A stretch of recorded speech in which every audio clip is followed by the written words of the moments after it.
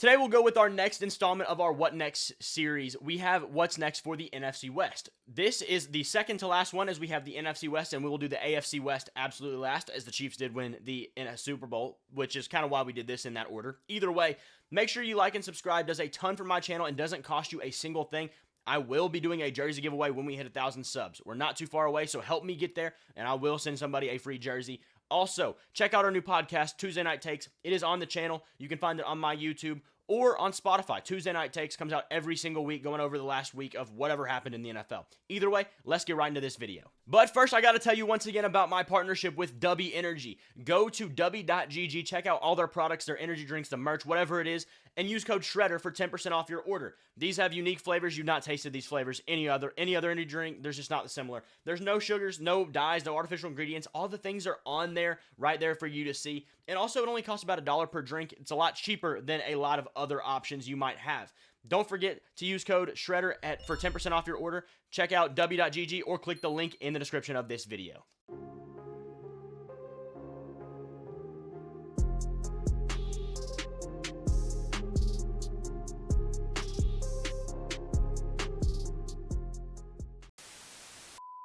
So here we are with our What's Next video. Let's get right into all four of these teams' off seasons. Starting off with the worst, Arizona Cardinals. They went 4-13 this year. They were projected to have 4.5 wins, and well, they did that.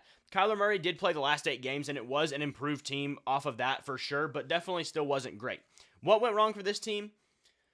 This is probably one of the worst rosters we've ever seen in NFL history. The roster consumption of the group, the players, the talent level, it's bad. It's really bad. The defensive line, lack of talent. Edge rushers, lack of talent. Linebackers, mostly lack of talent. Cornerback room, a lot of young guys at best. Safety, you got Budda Baker. That's awesome. Wonderful. Moving to the offense, Kyler Murray, when he's available, good player. Receiving room is lackluster. Marquise Brown is probably a wide receiver 2, maybe even a 3, and he's their 1. Not a good situation. McBride looks like a really good tight end. The offensive line, just not great. We'll go over that depth chart here in a minute. Either way, the weapons, the defense, it's all bad. Head coaching staff, you've got Jonathan Gannon. To me, yeah, they won 4 games. It's not really a great resume builder. However, they were competitive in a lot of games that they should not have been competitive in. That, to me, shows me that Jonathan Gannon will probably be a good coach. We need some more talent on this team. We've got to see it come together. The roster, the construction of that, it can get better. It can, for sure. Hopefully that does work out for him as well. Drew Petzing is their offensive coordinator, and Nick Rallis is the defensive coordinator. Once again, you can't really judge these guys right now. The talent isn't there. Not to mention, even on offense, Kyler Murray, the difference from Clayton Tune and Josh Dobbs to Kyler Murray is pretty big. So give him a little bit of a break. Going on to the offensive unit. Obviously, as I said, Kyler Murray is a really good quarterback, one way or another. Michael Wilson is a young receiver who, he just hasn't done a ton. However, I do think long-term he will be a pretty good player. He looks to be has the upside of a pretty good wide receiver. Trey McBride is a good tight end. We've seen that enough already. And Paris Johnson Jr., their first-round pick from this last year, had a little bit of an underwhelming season. Yes, he is a usual left tackle. He's playing right. Maybe that's part of the problem. But one way or another, that has to line itself out, whatever that may be. Got to see more from Paris Johnson Jr., especially at the pedigree he was supposed to come in with. Didn't look like it. However, the rest of the O-line isn't super great. Froholt is a middling center. Will Hernandez and Cologne are solid guards at best, more so Hernandez than Cologne. Humphreys is a good left tackle, but there's just not a whole lot to work with here. Not to mention, you're playing with most of the season poor quarterbacks that probably took more sacks than they should have. So either way, it's just not the best situation for him to be in. I think it does get better from here, though. Going forward off of that, you look at the defense. Once again, not a whole lot of talent. You do have Zaven Collins. That's a start. That's an okay piece. Budda Baker, no one's shocked here. Kaiser White's an okay player. B.J. Ojulari has left a lot to be desired at this point. He's okay, but you just haven't seen a ton from him. We'll see some. I'm not worried about him right now. You just got to get it there. Got to develop. Whatever. Thompson did have a good year as a safety. So did Andre Cashier, whatever his name is. And Garrett Williams is a guy who came out of the draft this year from Syracuse that I really liked as about a third-round prospect, and I believe he went about there. He's a good physical corner that as long as he can stay healthy, which he's already got that Q right next to his name, we'll see how good he can be. And I think he can be one of the better corners in the league if he develops right. It's just he's got to stay healthy, and that's going to be a big question for him. Going on, though, in terms of draft capital, they have a plethora of picks. 2 set firsts, 1 second, 3 thirds, a fourth, 2 fifths, 2 sevenths. You've got plenty of picks here with plenty of cap room as well. Another good sign. Your free agents are not guys that are really all that good. Granted, Budda Baker, Marquise Brown. You see those two immediately. Budda Baker's a great player. He's on a team option this year. Do they let him go? They just might, just because of the situation, honestly. Marquise Brown, on the other hand, he's a guy you'd surely probably want back to a point, but at the same time, he's just not all that great of a receiver. And if he's going to command 12, 15 million a year, it's not worth it at all. To me, you have to get more weapons, though. You are losing him and Greg Dortch. I don't think it'd be a bad idea to bring Dortch back. He did play a little bit pretty decently this year, and he's going to be a cheap option. D-line, you've got to make some moves there. You're losing LJ Collier, who was your big free agent signing last year, and he didn't do anything. Leki Fotu is an average player, but, I mean, he's the best you got. So these kind of things, you've got to put it back together one way or another. They need some O-line help on the interior especially. They need some more secondary help. They need anything they can get. To be honest with you, if they draft at number 4 and they take anything but a quarterback, it's probably a W. The only thing bad about a quarterback would be now you have 2 of them, and what are you going to do? I think it wouldn't be a bad idea to trade Kyler Murray to a point, but at the same time, you already know your floor with him, and he's got a good ceiling as well. Don't risk it on a guy who, Caleb Williams. If you might think Caleb Williams is the guy, I think he's a great prospect. You don't know his floor in the NFL. You know his ceiling might be anything. It might be everything, but the floor is not a certainty. Going to this draft, round 1 to me, it's Marvin Harrison Jr. You don't take a second to think about it. Then round 1, the second pick, you got to help the trenches out. Some talent in the trenches. And then rounds 2 through the rest of the draft, just anything that has some upside, some talent, anything better than you have. It doesn't matter. Yeah, that's what the draft is, but they need it bad. This roster is constructed very poorly right now. I do have Marquise Brown underlined at a good number. Greg Dortch could be inverse of that. Might take him if he's just, cheap and you need some depth to retain. Budda Baker, I think you bring him back, honestly. He's just a talented player one way or another. And Collier, Fenton, both have been good players before. They didn't show too much last year. I believe Fenton was injured, but if there's upside, you got to keep it around. You just have to. You have plenty of money. So, going forward, what do they need to improve? Real weapons, real talent. That's it. Honestly, you can't really say anything else because there's not a whole lot of it. Realistic additions, Marvin Harrison Jr. round 1 should be a lock if he's on that board. If not, I say you trade back and try to nab a Malik Neighbors or Rome Odunze between picks 6 through 9. Somewhere in there, somebody you might want to trade up for a Jaden Daniels, a Drake May, maybe J.J. McCarthy if his stock does rise to that point in the next few months. But you got to get a number 1 weapon for sure. Round 1, pick 2, you got guys like Chris Braswell, Byron Murphy, Jordan Morgan. All these guys in the trenches could really be substantial help. And then free agents, Adoree Jackson, Tyler Boyd, Chase Young, those would be great. Chase Young is a real legitimate edge for this team, would be interesting. Tyler Boyd, Adoree Jackson, guys who might just want to go somewhere where they can actually get the chance to be the guy in their position group. Tyler Boyd has had he's had a good career so far, but he's been hiding behind Jamar Chase and T. Higgins. I'm sure he's ready for a few more targets every single game. So, next year, this could be what we see for the Cardinals. Chase Young, a guy coming from the San Francisco 49ers. We see those divisional jumps often. Marvin Harrison Jr. should be a lock. Jordan Morgan would be a great help on the offensive line. I think that would be a great add for the Arizona Cardinals. Let's go on to the Seattle Seahawks. 9-8 record. They were projected with 8.5 wins. They cleared that, but they closed the season 3-5. Really, really rough. Geno got injured. Lockett declined this whole year. It was a big drop-off, which is a problem to a point. And they had the second worst rush defense in the league. Not a good front seven at all. Going forward, you see the coaching unit here. Mike McDonald, coming over from Baltimore, is really interesting. Not only because he might be a really good option and a really good candidate for this job, but to me also because you have high praise for this guy as like the Sean McVay or Kyle Shanahan of defense. Well, Sean McVay and Kyle Shanahan are really great offensive minds. So you get these two guys who are in your division, and now you have like the inverse mind in the same division. Like, if you're following along with that, that could really match up well for the Seattle Seahawks here. Or it could just be a stalemate, and then it comes down to players' talent. Either way, Ryan Grubb, the OC after Shane Waldron goes to Chicago, and Aiden Durd is a defensive coordinator. Going to the roster to check this out. To me, starting number one, Geno Smith has to be addressed because he played really good 2 years ago, and this year he was okay, decent, not what you'd really love to have, but it was fine, and that's okay. He's an older quarterback, and he's had a career resurgence. He's not going to stick around for forever, but you have to start looking at what you can do next because he's not going to stick around forever, and honestly, I don't know if it's worth it to keep him this year. We'll just talk about that later, though. Then, the running back room, Kenneth Walker, we already know who he is. He's a great running back. Zach Charbonnet looks to have some upside as well. Jackson Smith and Jigba, personally, I just have no reason, but I just kind of don't really care for Jackson Smith and Jigba. Didn't in the draft. It's probably because he's just a slot receiver. He was hyped up as this great receiver. He's a slot guy. He'll never be more than that. That's good. You can be a slot guy really well. However, slot guys typically aren't the best receivers in the league, and I just don't think he will be. Jake Bobo is a legend, though. Don't worry about it. Then they have two really good book-end tackles, Charles Cross, Abe Lucas. You got a lot to work with there. You're fine in those positions. Damian Lewis is a solid guard. Evan Brown's not the best center. He's fine, but he's not the best. But Olu Oluwatimi played a little bit this year, and he looked pretty solid. I'd be interested to see if they look to get him in this starting unit next year early on.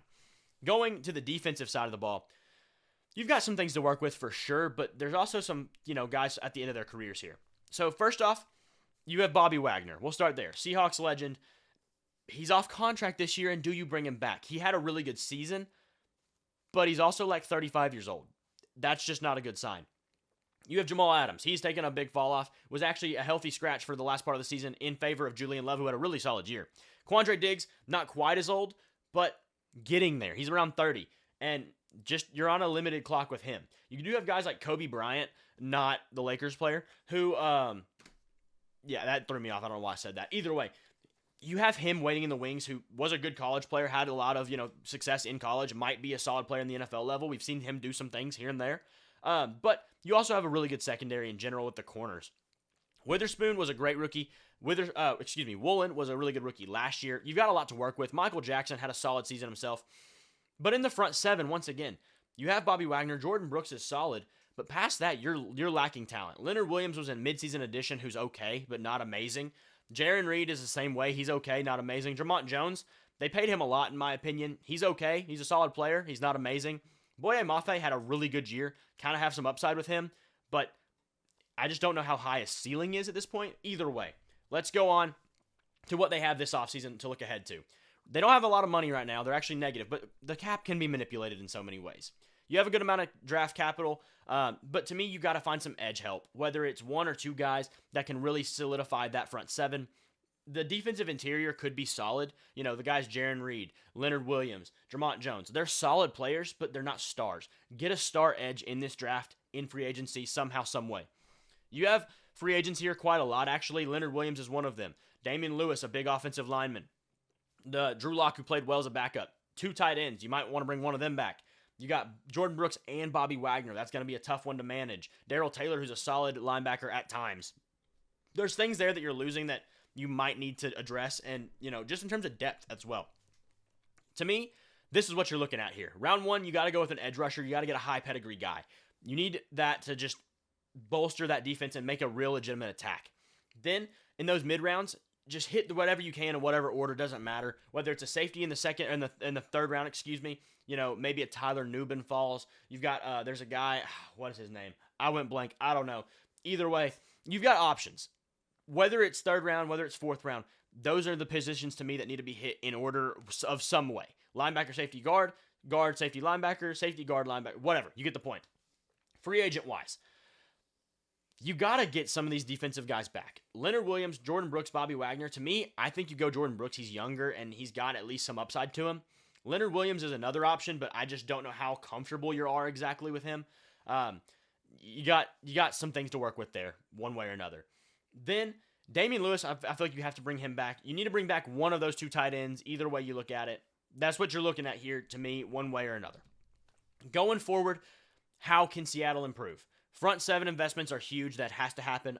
Offensive line adjustments have to happen. And the quarterback of the future, because right now, I don't think Geno's getting you to a Super Bowl, one way or another. I just don't think it's happening. So who is going to be? Whether that's Drew Lock, whether it's a rookie, whether it's a guy in the rookie class next year, figure out a way to get to where you can get one of those guys. Realistic additions, In the first round, Jared Verse, Laiatu Latu, Chris Braswell, all are going to be probably available for them. Maybe not Verse, but the other two, definitely. Chris Jenkins, Mekhi Wingo, Cooper Beebe, 2 defensive linemen and a guard that could potentially all be there in the third round. Guys, I think you should definitely try to grab up if they are there. And then if you can't get a, pristine, front 7 guy in the draft, you go get a Zadarius Smith. You go get a Josh Allen. You go get a Christian Wilkins to get a real front 7 guy up there. Next year, the Laiatu Latu pick would be great. DJ Reader, Cooper Beebe, that sounds like a great offseason to me.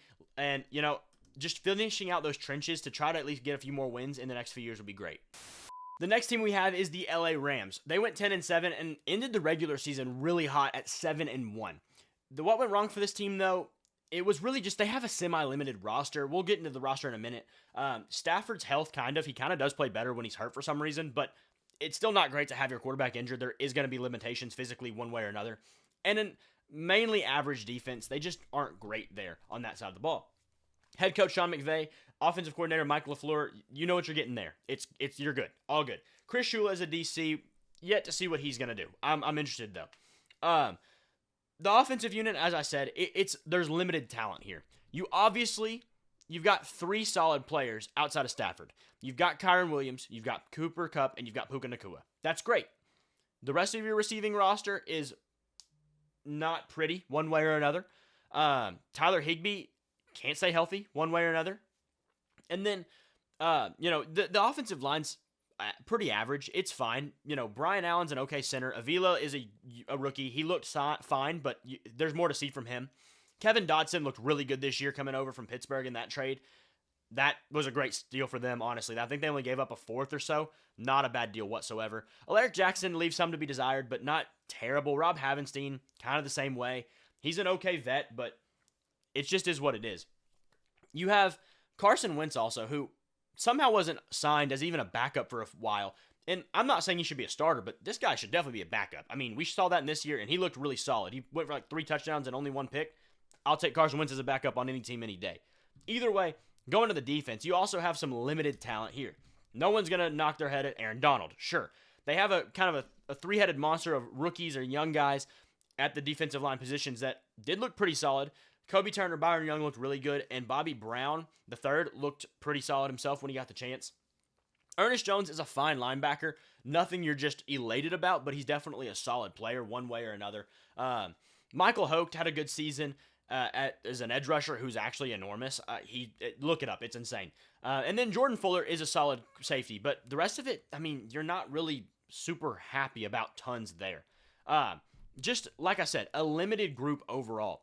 Going into this offseason, here's what we're looking at. A bajillion picks, it seems like. A lot of comp picks there. And you have some notable free agents here that are a little concerning. Kevin Dotson, number 1, you probably need to bring him back. Alaric Jackson's debatable. Then you have 2 safeties, both of your starting safeties. One of them at least has to be brought back, in my opinion. They need some secondary help for sure. They also need a real edge, some guy to really put some threat into the other team's offensive line. And then an offensive tackle and a quarterback for just future reference. This is like the first year the Rams have had money, though, in forever, so this should be an interesting offseason for them. I think they really build up to try to go for one more Super Bowl. Matthew Stafford is clearly a top 10 guy. He showed that this year. He is a good quarterback when he's able to be on the field. To me, you just got to get some talent once again. Round 1, you hit a cornerback because that is not a good room right now. Then in the next few rounds, edge, safety, tackle, whatever you can do. In free agency, to me, Dotson is a must. You have to bring him back. He played so well this year. Witherspoon, Johnson, Fuller. To me, you probably bring back 2 out of 3 of those guys one way or another. Probably Fuller. He had a really solid year. Johnson is a good player overall, but just didn't have as good of a year. And Witherspoon looked pretty good. Not Witherspoon. Don't know why that's there. Either way. To me, that's what you got to do. This is a unit that, like I said, they're just lacking a lot of talent. You have the Staffords, the Cooper Kupps, the Donalds, who've been there forever, but that's also kind of the problem. They've been there for too long. They're old. They don't have the same, get up they used to, and you need to have a bit of turnover. Puka Nacua looks like to be a really good receiver, but, you can't just expect everything to happen through 1 to 2 guys on offense. Kyron Williams looks like a really good running back.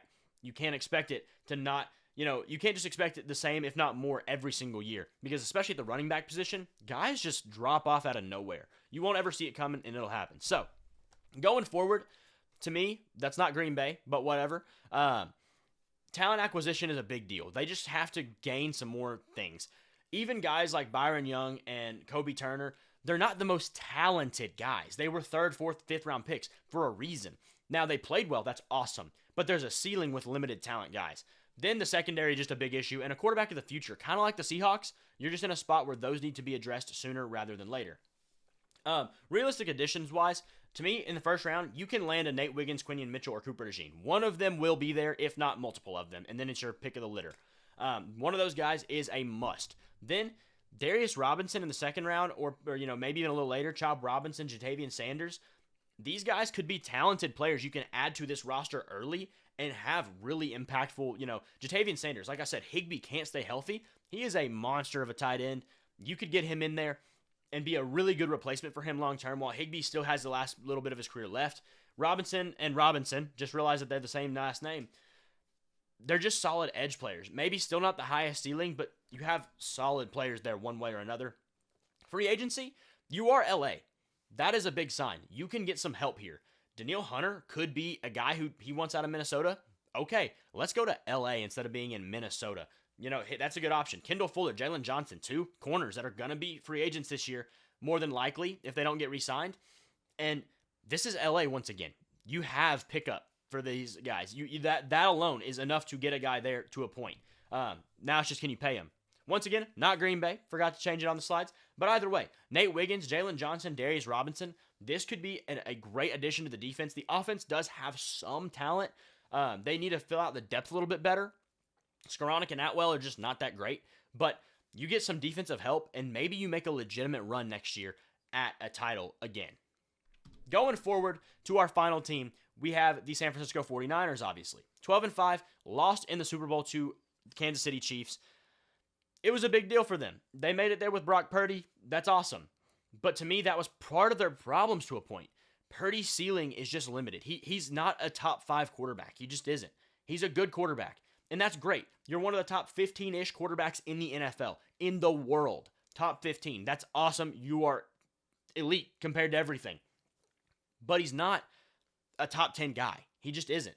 He doesn't have that pedigree. He doesn't have that drive. You can tell by the way he threw some of those balls. The arm talent isn't necessarily all the way there. Now, he has that mental capacity to overtake that somewhat, but you just don't have the best situation possible.